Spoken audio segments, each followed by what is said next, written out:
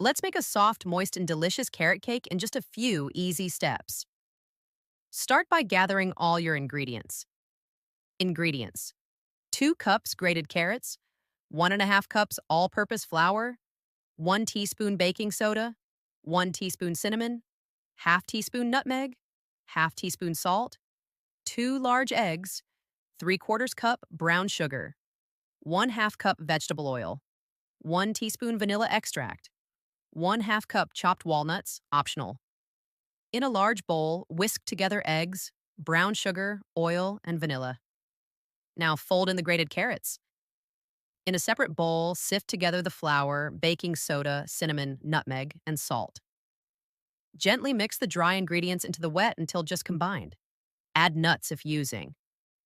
Pour into a greased pan and bake at 350 degrees Fahrenheit, 175 degrees Celsius, for 30 to 35 minutes. Let the cake cool completely before frosting with cream cheese frosting.